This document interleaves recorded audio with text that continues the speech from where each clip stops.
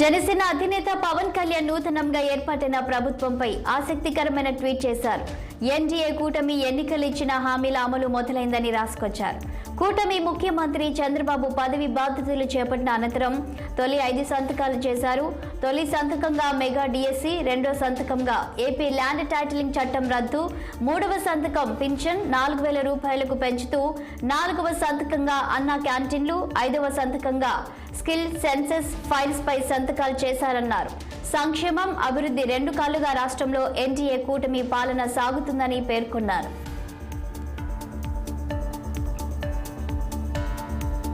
Penna cement సంస్థను Adani group చెంతకు చేరనుంది. హైదరాబాద్ కేంద్రంగా కార్యకలాపాలు సాగిస్తున్న పెన్నా సిమెంట్ ఇండస్ట్రీస్ ను అదానీ గ్రూప్ నాకు చెందిన అంబుజా సిమెంట్స్ 10 కోట్లకు కొనుగోలు చేస్తుంది. దీంతో అంబుజా సిమెంట్స్ కు 14 మిలియన్ టన్నుల వార్షిక సిమెంట్ ఉత్పత్తి సామర్థ్యం దక్కింది. ఫలితంగా అదానీ గ్రూప్ సిమెంట్ ఉత్పత్తి సామర్థ్యం 89 మిలియన్ టన్నులకు చేరడంతో దేశీయంగా రెండో అతిపెద్ద సిమెంట్ సంస్థగా గుర్తింపు సొంతం చేసుకుంటుంది. దక్షిణాది రాష్ట్రాలతో పాటు శ్రీలంకలో మార్కెట్ వాటా పెంచుకునే అవకాశం తాజా కొనుగోలు వల్ల అదానీ గ్రూప్ నకు లభిస్తుంది.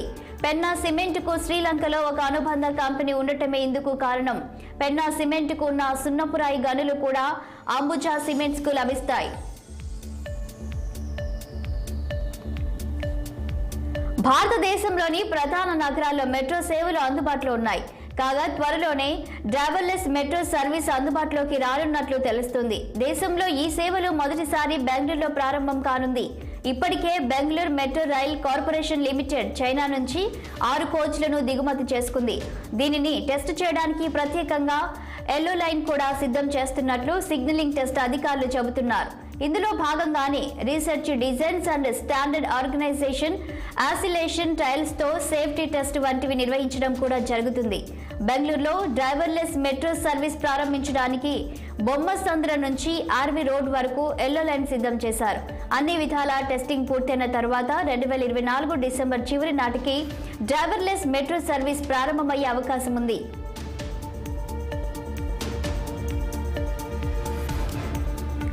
ఏపీ సీఎంగా బాధ్యతలు స్వీకరించిన చంద్రబాబు అధ్యక్షతన ఈ నెల 18న కేబినెట్ సమావేశం జరగనుంది. అలాగే ఈ నెల 19న అసెంబ్లీ సమావేశం నిర్వహించే అవకాశాలున్నాయి. నూతనంగా ఎన్నికైన ఎమ్మెల్యేల ప్రమాణ స్వీకారం, స్పీకర్ ఎన్నిక, బడ్జెట్ ఆమోదం కోసం లాంఛనంగా శాసనసభ సమావేశం నిర్వహించనున్నారు. అదే సమయంలో ల్యాండ్ టైటిలింగ్ యాక్ట్ రద్దు తదితర అంశాలను కూడా అసెంబ్లీలో చర్చించనున్నట్లు తెలుస్తోంది. ఈ నెల 18 నుంచి శాఖల వారీగా తెలంగాణ బడ్జెట్ సన్నాహక సమావేశాలు నిర్వహిస్తున్నారు. ఈ మేరకు మంత్రులు, కార్యదర్శులు, హెచ్ఓడీలతో మల్లు భట్టి విక్రమార్క భేటీ కానున్నారు. ఈ నెల 18న వ్యవసాయ, మార్కెటింగ్, సహకార, చేనేత శాఖల ప్రతిపాదనలపై చర్చిస్తారు. ఈ నెల 21న రెవెన్యూ, గృహ నిర్మాణం, I&PR, పంచాయతీరాజ్, మహిళా శిశు సంక్షేమం, వైద్య, ఆరోగ్య శాఖలతో సమావేశం. ఈ నెల 22న R&B, సినిమాటోగ్రఫీ, ఐటీ పరిశ్రమల శాఖపై చర్చిస్తారు. అలాగే ఈ నెల 26న నీటిపారుదల, పౌర సరఫరాలు, అటవీ, దేవాదాయ శాఖతో సమావేశం. 27న రవాణా, బీసీ సంక్షేమం, ఎక్సైజ్, పర్యాటక శాఖల ప్రతిపాదనలపై చర్చించనున్నారు. ఇక ముఖ్యమంత్రి రేవంత్ రెడ్డి వద్ద ఉన్న శాఖలపై ఈ నెల 28 నుంచి జూలై 1 వరకు సమావేశాలు నిర్వహిస్తారు.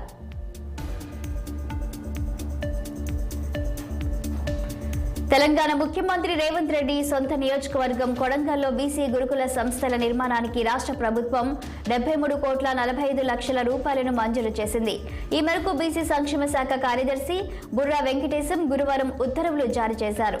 కొడంగల్ ప్రాంత అభివృద్ధి సంస్థ పరిధిలో బీసీ గురుకుల జూనియర్ కాలేజీ నిర్మాణానికి 25 కోట్లు, బీసీ గురుకుల పాఠశాల నిర్మాణం కోసం 23 కోట్లు 45 లక్షల రూపాయలు మంజూరు చేసింది. అలాగే బొమ్రసీపేట మండలం బురాన్పేటలో బీసీ గర్ల్స్ గురుకుల పాఠశాల, కాలేజీ నిర్మాణానికి 25 కోట్లు మంజూరు చేసింది.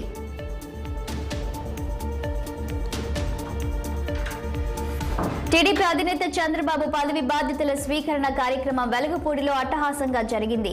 వేద మంత్రాల నడుమ ఏపీ ముఖ్యమంత్రిగా ఆయన బాధ్యతలు స్వీకరించారు. రాష్ట్ర సచివాలయం మొదటి బ్లాక్ లో ఉన్న ఛాంబర్లో గురువారం సాయంత్రం 4:41 చంద్రబాబు సీఎంగా బాధ్యతలు అందుకున్నారు.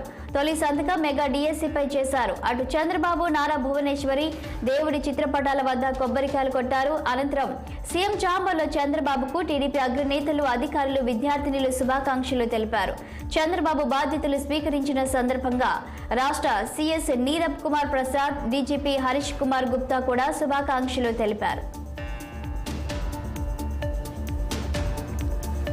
నారా రోహిత్ లేఖపై చంద్రబాబు స్పందించారు. నారా రోహిత్ రాసిన లేఖ తన మనసును హత్తుకుందని ఆయన బదులిచ్చారు. రోహిత్ కు ఎల్లప్పుడూ తన ఆశీస్సులు ఉంటాయన్నారు. కుటుంబ సభ్యుల అండ, ఆశీస్సులు ఎల్లవేళలా తనకు ఉన్నాయి కాబట్టే ఎన్ని ఒడిదుడుకులు ఎదురైనా తట్టుకొని నిలబడగలిగానని చంద్రబాబు తెలిపారు. తన తమ్ముడి కొడుకైన హీరో నారా రోహిత్ ప్రశంసిస్తూ రాసిన లేఖను ఎక్స్ లో పోస్టు చేశారు చంద్రబాబు. ప్రేమతో పెద్దనాన్న అంటూ చంద్రబాబు రీట్వీట్ చేశారు. Crazy pan India project Devara విడుదల తేదీలో మార్పు చోటు చేసుకుంది. అనుకున్న సమయానికంటే ముందుగానే ప్రేక్షకుల ముందుకు రానుంది. సెప్టెంబర్ 27న దేవరా పార్ట్ 1 రిలీజ్ చేయనున్నట్టు చిత్ర బృందం అధికారికంగా ప్రకటించింది. ఈ మేరకు సోషల్ మీడియా వేదికగా పోస్టర్ విడుదల చేసింది.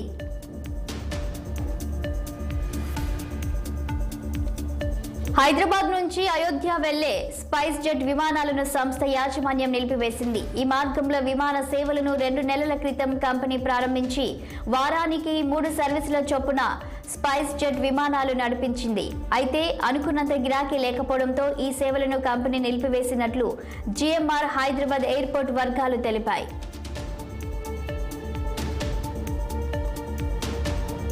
కర్ణాటక మాజీ ముఖ్యమంత్రి బీజేపీ నేత యడ్యూరప్పకు నాట్ బెయిలబుల్ అరెస్ట్ వారెంట్ జారీ అయింది.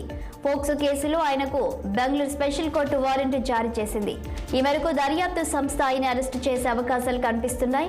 17 ఏళ్ల బాలికపై లైంగిక దాడి కేసులో యడ్యూరప్పపై కేసు నమోదైన సంగతి తెలిసిందే. ఈ కేసుకు సంబంధించి విచారణకు హాజరు కావాలని సిఐడి మాజీ ముఖ్యమంత్రికి నోటీసులు ఇచ్చింది. దీనిపై స్పందించిన యడ్యూరప్ప విచారణకు శుక్రవారం హాజరవుతానని దర్యాప్తు సంస్థకు సమాధానమిచ్చారు.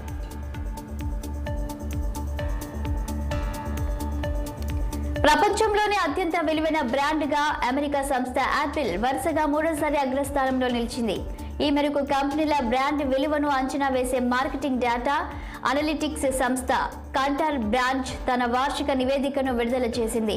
ఈ ఏడాది ప్రపంచవ్యాప్తంగా అత్యంత విలువైన గ్లోబల్ బ్రాండ్ల జాబితాలో భారత్ నుంచి 4 కంపెనీలు చోటు దక్కించుకున్నాయి. టాప్ 100లో దేశీయ టెక్ దిగ్గజం TCS, HDFC bank, Airtel, Infosys ఉన్నాయని వెల్లడించింది.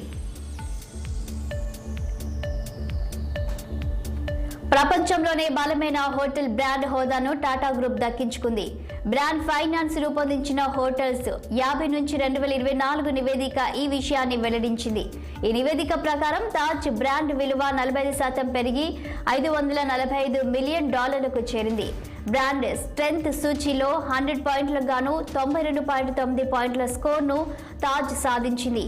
తద్వారా AAA+ రేటింగ్తో ప్రపంచంలో బలమైన బ్రాండ్గా అవతరించింది. ప్రపంచంలో అత్యంత వేగవంతంగా వృద్ధి చెందుతున్న 2వ బ్రాండ్గా కూడా తాజ్ నిలిచింది.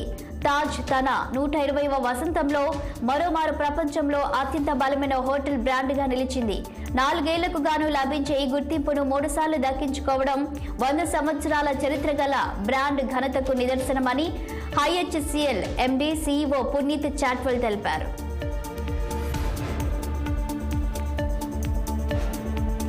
పాకెట్ FM సంస్థ తన ఆడియో సిరీస్ కాపీరైట్స్ ను డిస్నీ+ హాట్‌స్టార్ ఉల్లంఘించిందని ఢిల్లీ హైకోర్టులో పిటిషన్ దాఖలు చేసింది. కోర్టు వెంటనే స్పందించి సంస్థపై చట్టపరమైన చర్యలు తీసుకోవాలని కోరింది.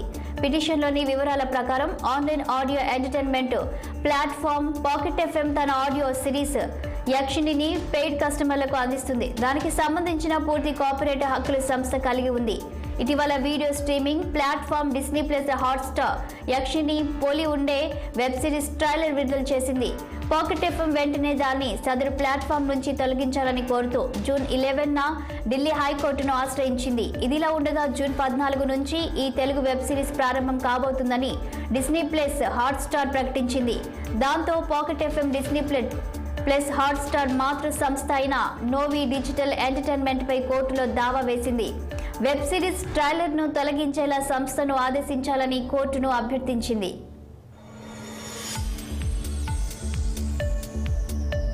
ఇటీవలి విజయ్ సేతుపతి కథానాయకుడిగా మహారాజా తెరకెక్కింది. ప్రత్యేకంగా ఇది తన 50వ సినిమాగా ఉండాలని ఎంచుకొని చేసిన కథ అని విజయ్ సేతుపతి చెప్పుకొచ్చారు. కథ విన్నప్పుడే ఎంతో ఆసక్తికరంగా అనిపించిందని, కథ కంటే కథనం తనను ఎంతగానో ప్రభావితం చేసిందన్నారు. అంత ఆసక్తికరమైన మలుపులు ఇందులో ఉన్నాయన్నారు. దర్శకుడు ఈ కథ చెప్పిన వెంటనే తన 50వ సినిమా ఇది అని ప్రకటించినట్లు చెప్పారు. అయితే విడుదలైన తన సినిమాలు 50 మాత్రమేనని, కానీ తాను 500 కంటే ఎక్కువ కథలు విన్నానని పేర్కొన్నారు సేతుపతి.